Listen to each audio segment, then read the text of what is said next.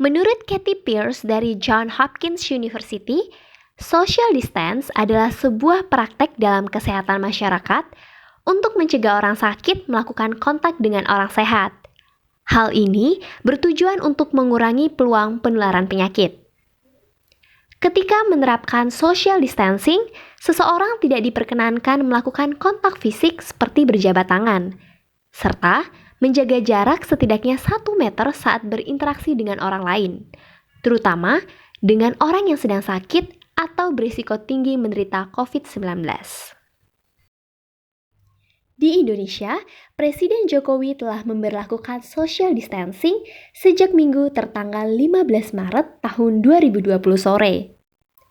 Sesuai dengan isi pidato beliau mengenai perkembangan penyebaran penyakit COVID-19 di Indonesia.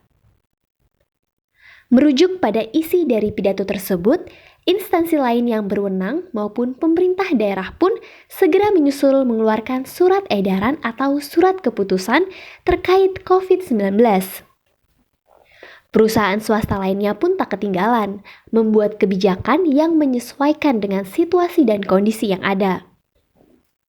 Instruksi khusus lainnya sebagai upaya pencegahan semakin meluasnya penularan COVID-19 pun segera diumumkan, seperti Surat Edaran Nomor HK.02-01-Menkes-202-2020 tentang protokol isolasi diri sendiri dalam penanganan COVID-19 pada Senin tertanggal 16 Maret tahun 2020. Instruksi social distancing yang dianggap sebagai salah satu solusi dalam memerangi pandemi global nyatanya tak hanya berlaku pada saat COVID-19 ini muncul.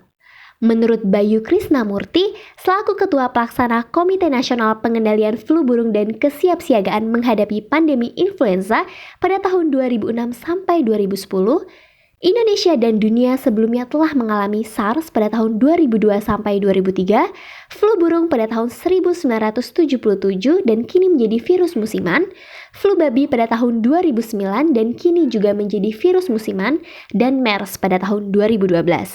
Sehingga social distancing pun juga menjadi salah satu solusi di masa itu. Sebab pandemi global tersebut merupakan jenis pandemi yang memiliki gejala mirip dengan COVID-19 yang kini kita hadapi. Adapun beberapa contoh penerapan social distancing yang umum dilakukan, yaitu yang pertama, bekerja dari rumah atau work from home. Yang kedua, belajar di rumah secara online bagi siswa sekolah dan mahasiswa. Yang ketiga, menunda pertemuan atau acara yang dihadiri orang banyak seperti konferensi, seminar, dan rapat, atau melakukannya secara online lewat konferensi video atau telekonferensi. Yang keempat, tidak mengunjungi orang yang sedang sakit, melainkan cukup melalui telepon atau video call. Seperti yang disampaikan oleh Organisasi Kesehatan Dunia atau WHO, COVID-19 memiliki tingkat penyebaran yang tinggi. Dengan aktivitas manusia yang sering bersama-sama, risiko COVID-19 pun juga menjadi tinggi. Sebaliknya, dengan membatasi aktivitas interaksi dengan orang banyak, diharapkan bisa menurunkan angka dari penyebaran virus. Sebuah studi telah membuktikan bahwa keefektifan dari social distancing itu sendiri.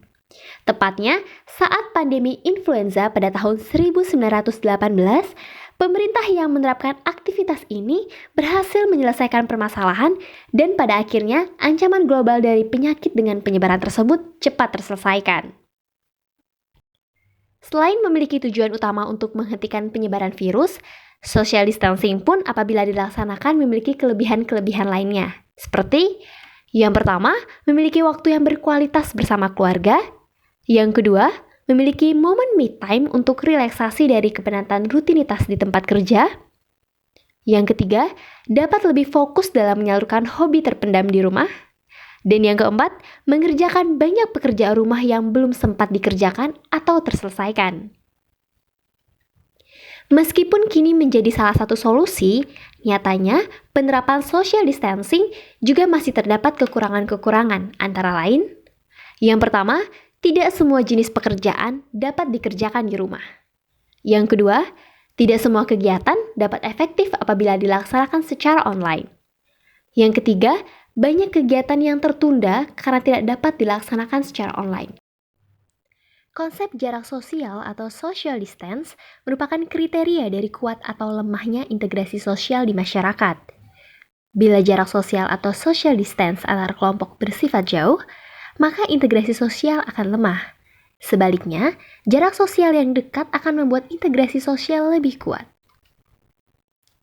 Namun, tatkala pandemi global COVID-19 menerpa dunia hingga ke Indonesia, kebijakan sebaliknya justru ditempuh seperti pembatasan interaksi, penutupan tempat-tempat keramaian umum, serta meliburkan jadwal sekolah atau kerja, dan agenda publik lain.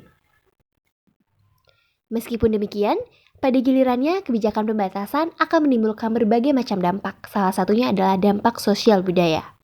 Terutama saat terlihat hasil yang mungkin berbeda. Seperti ada warga yang tetap sehat, dan ada pula warga yang akhirnya terpapar tanpa disadari dari mana sumbernya. Ujian terberat adalah ketika seseorang menyatakan positif terpapar wabah dan mengalami resiko kematian, sehingga jenazahnya pun akan diperlakukan secara khusus. Perlakuan khusus tersebut akan menimbulkan berbagai macam persepsi yang ada di tengah masyarakat, yang harus dihindari sehingga tidak menimbulkan adanya stigma sosial baru. Akibat lebih jauh dari ini adalah akan terjadi diskriminasi sosial. Namun pembatasan sosial dalam skala besar akan efektif bila diikuti dengan penyebaran sikap dan emosi yang positif. Di tengah bencana, warga dapat membangun spirit solidaritas, semisal dengan membagikan masker gratis atau hand sanitizer untuk tempat ibadah dan fasilitas publik.